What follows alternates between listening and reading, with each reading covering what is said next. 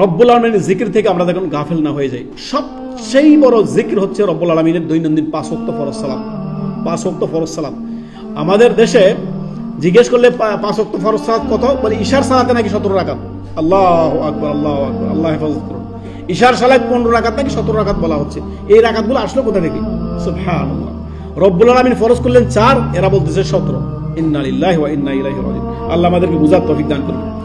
দৈনন্দিন একজন মুমিনের দৈনন্দিন শিডিউল থাকবে, রুটিন থাকবে। রুটিন 1 নাম্বার রুটিন হচ্ছে আমি নিয়মিত ওয়াক্তের সাথে আউয়াল ওয়াক্তে 5 ওয়াক্ত ফরজ সালাত আমি দৈনন্দিন আদায় করব। এটা আমার প্রথম টার্গেট, প্রতিদিনের টার্গেট। এটা ফরজে আইন পড়তেই হবে, কোনো ডিসকাউন্ট নেই।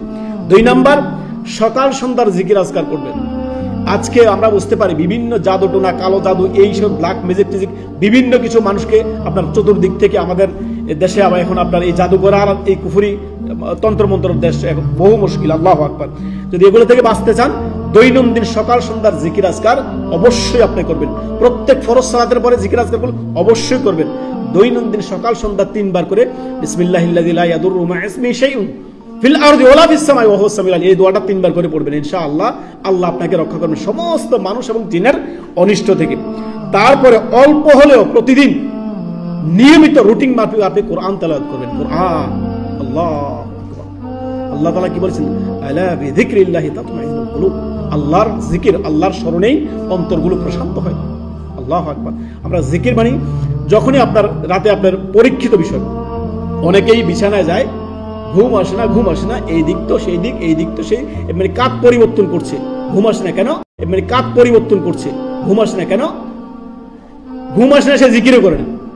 আরে ভাই ঘুম আসে না, আপনি উঠেন, 2 রাকাত ওযু করেন, 2 রাকাত সালাত পড়েন, কতক্ষণ কোরআন তেলাওয়াত করেন, দেখবেন এমনিতে চোখ লেগে আসবে। এটা পরীক্ষিত, একবারে পরীক্ষিত।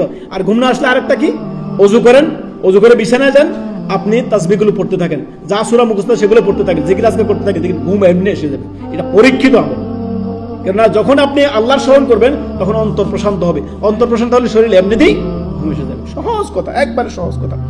অতএব 4 নাম্বার বিষয় হচ্ছে আপনার ব্যবসা বাণিজ্য, চাকরি বাকরি, দুনিয়ায় সব কিছুতে আপনি সততা বজায় রাখবেন।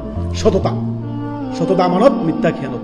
সর্ব অবস্থা আপনি একজন সৎ চরিত্র বানাবেন, হুসনুল খুলক, উত্তম চরিত্রবান হবেন। কথা বলার ক্ষেত্রে, সম্বোধন করার ক্ষেত্রে উত্তম ভাষা প্রয়োগ করবেন।